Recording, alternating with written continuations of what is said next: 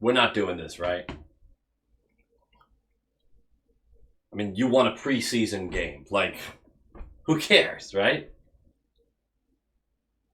You get that this doesn't mean anything. You don't get to gloat about it. Don't give me the smug look. No one cares. No one cares about this. I'm not giving you the satisfaction. I don't give a shit that you won a preseason game.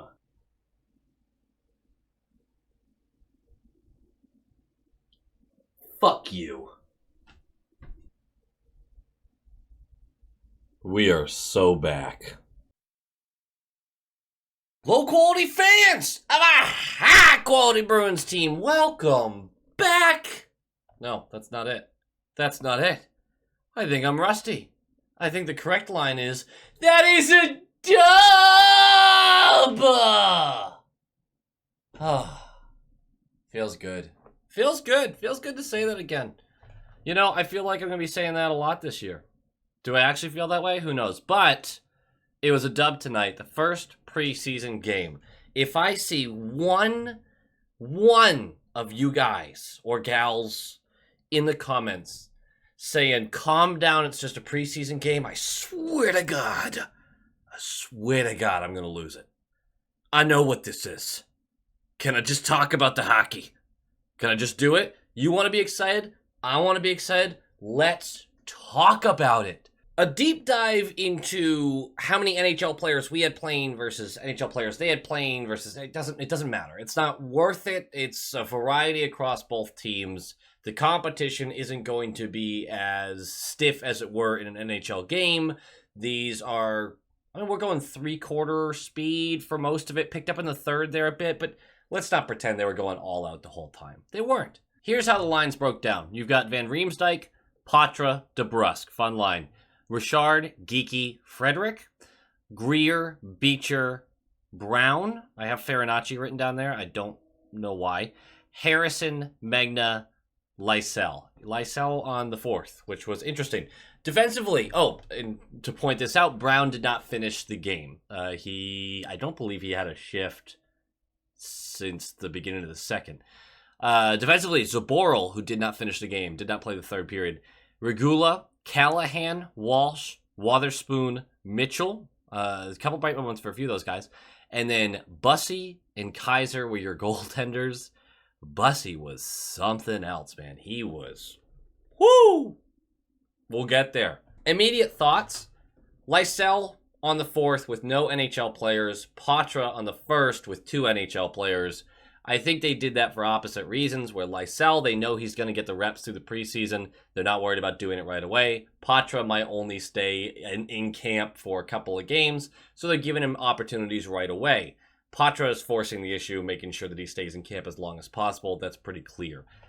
They tried to split up minutes as best they could, but with Brown and Zaboral both going out by the third period, they obviously had to mix and match a little bit there. Defensively, having Zaboral be the only real guy in that lineup, although Regula and Walsh are fighting for slots, Mitchell as well, I guess, is fighting for slots. Zaboral is the one everyone's looking at. Not super de-duper. Not super de-duper. I would argue the opposite of super de-duper. We'll talk about it. First period, puck drops, and 6 minutes in, Greer is high-sticked. We're going to go on the power play. And the power play was brilliant. The best thing I can say about JVR right now, because he was barely noticeable through the 5-on-5 for the whole game. Barely noticeable. During the power play, in the bumper position, down low, next to the goaltender, really good puck retrievals, really good just sniffing out plays, being in the right spot. Passes were crisp. Nice net front presence. I thought genuinely nice net front presence. And this first power play unit moved the puck really well. DeBrusk was shifting the puck around. Walsh was quarterbacking well. Patra was being himself. Just great. And it ends up just capitalizing on a DeBrusque on the right circle, up to Walsh at the top of the slot, over to Patra on the left circle, who takes a stride in, picks his spot, and under the left arm of Quick, just buries it. It's 1-0, and Patra has already scored in the preseason, forcing the issue, making sure that when they say you're going back to the OHL, there's a little bit of sting with it. There's a little bit of sting to the coaching staff, to the guys in the locker room going, maybe we keep him around just a little longer. Just a little bit.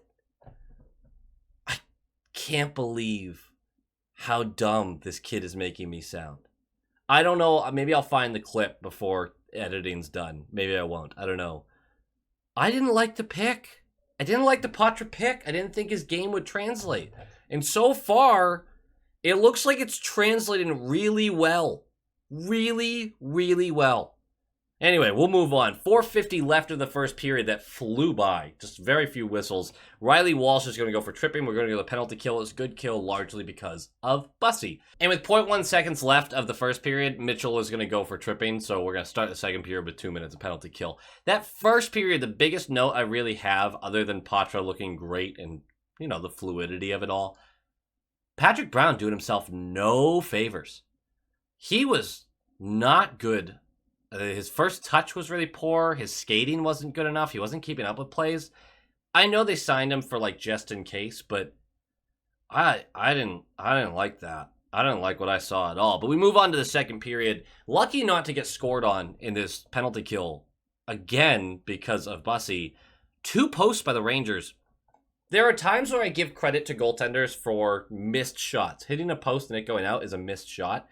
Bussi was taking up so much room.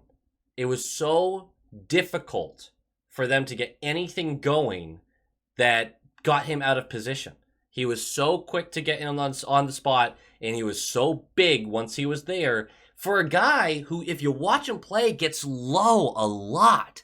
But once there's any risk of a shot, poof, it's like a bear came through. Make sure you get big. Oh, God, I was rock climbing today, and that really hurt. All right, we'll move on. 3 minutes in, though, DeBrusque bats down a clearing attempt. DeBrusque was playing so smoothly, just skating around, right? Remember when early on in his career, we were like, God, sometimes he just takes a lap and then goes back to the bench. He was skating like that, but he looked great. He looked so good. He looked like this is a preseason. I'm taking it easy. Let's get started. Bats it down. Puck goes over to Van Riemsdyk, who dishes it to Patra, who's sort of towards the high slot above the right circle, and a quick tape-to-tape right down to DeBrusque, who's in that right circle. Snipes, short side, high, beautiful shot. And it's 2-0. Just on that failed clearance, we know all about those from last year. It's a good goal. And Patra, again, primary assist. He's got 2 points in this one, forcing the issue. 7 minutes in, Bussi comes up huge on a breakaway by VC, just gets the leg out over it. He was so good the whole game. This wasn't like a 29 shots by an AHL squad that they're just firing from everywhere.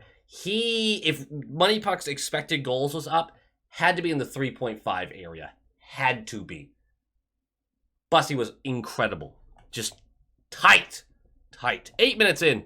Nice transition up ice. Little dish from Zaboral, who's being part of this play. This is his best part of the second period. He had 3 turnovers in the second period in our own zone.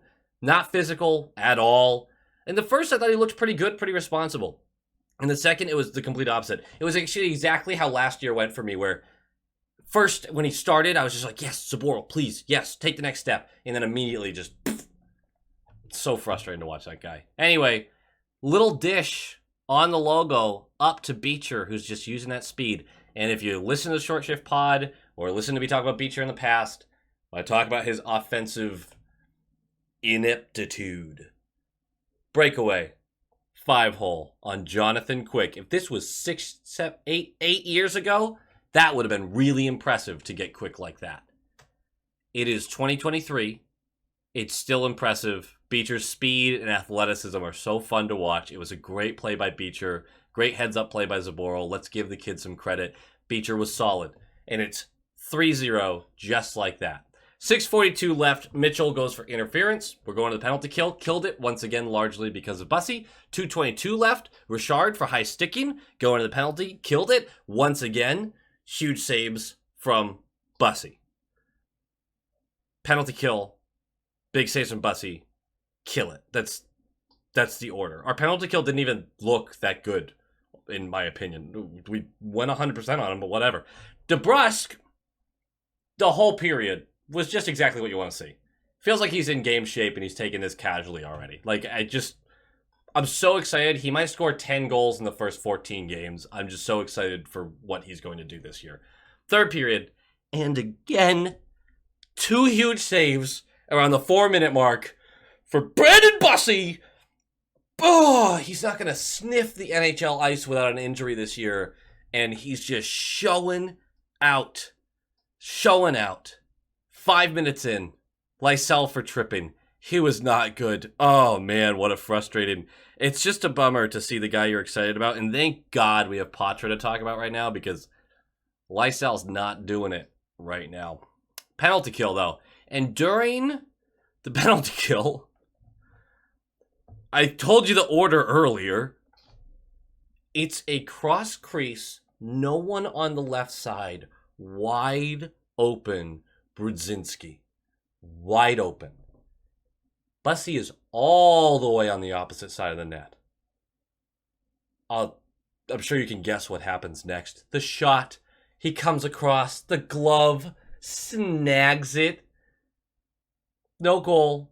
Brudzinski basically runs himself into the wall in frustration. He's crying. I think he pooped his pants a little bit. His parents are telling him to quit. Just give up on this hockey dream. The goalie won't let one in. Oh, and then we killed the penalty. So that's pretty good, too. 2:36 left after a quiet night for Greer. Not a lot to talk about with Greer. He decides to fight Harper. And I get the strategy here of I got to get my name on the coaching staff's lips a little bit with this game because he has done nothing up to this point. So pick a fight, get in a fight, throw down. There's a problem here. He got his cheeks clapped. Holy shit, did he get his bell rung. He got the piss beat out of him. Jersey over the head and just poof, poof, poof, poof, poof. It was really kind of concerning towards the end there because you were like, can you let the guy fall down yet? It kind of looked like he was being held up by Harper at a certain point. Got the shit kicked out of him. Genuinely. If you're gonna pick a fight to make a statement, probably don't lose the fight. Or at least if you do, not that one-sidedly. Yikes, dude. Yikes. Yikes on bikes. But that's the story of the game. 3-0 dub. And a couple guys to brag about. The first of all being Bussi, who shut out, first of all. Excellent. Fantastic. Big saves. Had to make big saves not due to his own mistakes being out of position, but due to defensive breakdowns. There were breakaways. There was cross-ice passes that you just have to live with as a goaltender. And he stopped them all. It was a really good showing. I thought what impressed me the most, his puck tracking outside of a couple instances was really high level. And his rebound control. I mean, I haven't seen Swayman have this kind of rebound control through a game. It felt like he always, when it hit him, it stuck to him. That was it. Or if it hit him and he knew he couldn't grab it, he batted it to the corner so quick. It was really high-level rebound control, in my opinion. I really liked what we saw from him. Poitras just keeps forcing the issue. He's so creative. He's not big enough to really win a ton of board battles, but his creativity, his skating, his IQ just make up for it. I have seen nothing from him that would make me hesitate at all giving him an NHL game. And let's keep in mind, the way this works right now, he is not eligible for the AHL. He can play NHL games up to 9 games without burning a year of his ELC. If he plays a 10th, it burns a year of his ELC. He can go back to the OHL. But if he were to do that, I just don't see the team doing that. They either have to be fully committed that, yes, you are staying with the team. you are great, or you get your 9 games and you go down. I don't see them burning a year unless they are absolutely certain that this guy will play in the NHL for the rest of the year and be effective there. There's just no way. You can't risk, you just can't risk it, I guess. Walsh, I thought, had really solid moments, particularly on the one power play and a couple of offensive transitions. Not great defensively, a few tough defensive miscues, but I thought he was good. Geeky was fine, albeit not impressive, and I kind of expected more from him and Frederick to click a little bit more. There's time for that. I'm nitpicking at this point, but I really just didn't think he affected the game all that much, nor do I think Frederick did. Lysell was mostly invisible, unfortunately, which is a bummer. He talked so much about making a push this year for the big league, and he hasn't given us anything yet. I liked what I saw from him in the Prospect Challenge, but he didn't really get on the score sheet much. We need to see that next level here sooner rather than later, and just didn't really see it. Last couple of guys, JVR, I already mentioned this, thought he was good on the power play. Beecher was really good, and a shutdown presence, good in the dot. I think he was like 60% or something from the dot. Just strong presence from him. And it's nice to see him get on the score sheet, although that's not the expectation with his game. And then Zaboral just, first period was pretty good, second period was really bad. I would take him over Forbort right now, but I don't think that's saying all that much. So that was kind of disappointing. Other than that, though, great game. A lot to be impressed by with these guys. The next game is going to be exciting on Tuesday because you're probably going to have like your Merkulovs, your Lorais. You're going to see a couple more of these guys. They'll switch them out. I'm curious to see how much we see Patra. And I'm excited about it. I think we're going to see a good amount of him in the preseason. And if he continues to play like this and it continues to score points, there's just no reason not to give him 2 weeks in the NHL. Like, it's just, why not? If you think that he can handle the pace right now, you're not going to stunt any development. And if it's like, you're just not quite there, you sit him down and go, hey, man, you're 19. You're not supposed to be ready for this. And you should take this whole experience as a huge compliment. His confidence is going to be through the roof when he goes back to the OHL. You're not worried about crushing this kid too early, right? It's just not even on your radar right now because he looks uncrushable at the moment. Really exciting. Really, really exciting. Like, comment, subscribe. Nailed it. Go Bees. Go